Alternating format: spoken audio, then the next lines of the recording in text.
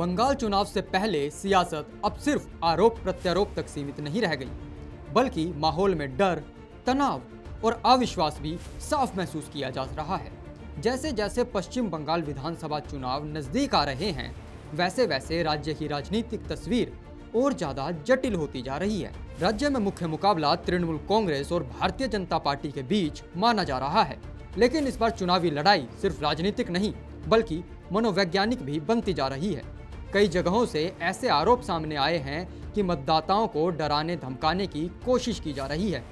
सत्तारूढ़ दल के कुछ नेता खुले मन से भड़काऊ बयान दे रहे हैं, वहीं दूसरी तरफ सत्ताधारी दल इन आरोपों को पूरी तरह से खारिज करता रहा है और इससे विपक्ष की रणनीति बताता है। इस बीच ममता बनर्जी के बयान भी चर्चा में हैं, जहां उन्होंने केंद्रीय बलों की तैनाती को लेकर सवाल उठाए हैं। चुनाव के दौरान केंद्रीय रिजर्व पुलिस बल की तैनाती एक बड़ा मुद्दा बन गई है। आमतौर पर केंद्रीय बलों को निष्पक्ष चुनाव सुनिश्चित करने के लिए तैनात किया जाता है, लेकिन यहां इस पर भी राजनीति तेज हो गई है। कुछ लोगों का मानना है कि अगर केंद्रीय बल सक्रिय और स्वतंत्र रूप से काम करें तो चुनाव निष्पक्ष होंगे, जबकि अन्य का कहना है कि इससे स्थानीय माहौल प्रभावित हो सकता है। ऐसा इसलिए कहा जा रहा है क्योंकि सेंट्रल पुलिस फोर्सेस की बात की जाए तो 1 महीने पहले सब जगह डिप्लॉय करके रखा गया है, लेकिन उसका एक नेगेटिव भी है।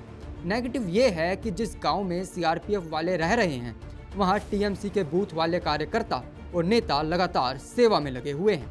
वहीं टीएमसी के कार्यकर्ता और नेता के कारण कई गांवों में लोग खुले तौर पर अपनी राजनीतिक पसंद जाहिर करने से डर रहे हैं। कुछ मतदाता दावा कर रहे हैं कि उन्हें वोट डालने को लेकर दबाव महसूस हो रहा है, क्योंकि जिस तरह से टीएमसी कार्यकर्ताओं के द्वारा कहा जा रहा है कि जहां भी आपका कोई बीजेपी या आरएसएस का व्यक्ति दिखे, बस उसे काट डालो।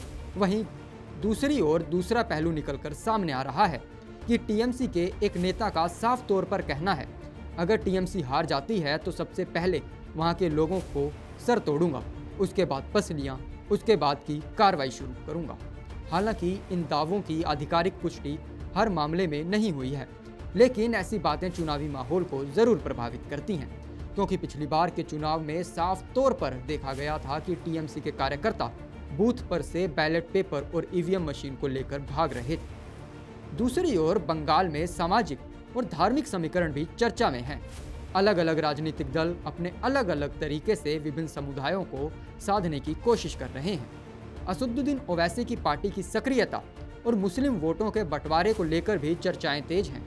इससे चुनावी समीकरण और दिलचस्प हो गए हैं। सबसे अहम बात यह है कि चुनाव आयोग और सुरक्षा एजेंसियों के सामने इस बार सबसे बड़ी चुनौती निष्पक्ष और भयमुक्त मतदान कराना है।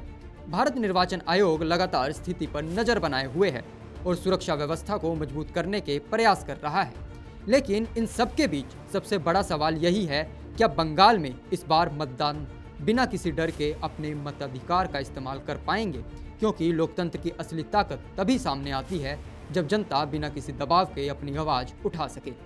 आने वाले दिनों में ये साफ हो जाएगा कि आरोप प्रत्यारोप और भय का माहौल कितना वास्तविक है और कितना राजनीतिक रणनीति का हिस्सा। लेकिन फिलहाल बंगाल की सियासत में गर्मी अपने चरम पर है और पूरे देश की नजरें इस चुनाव पर टिकी हुई हैं।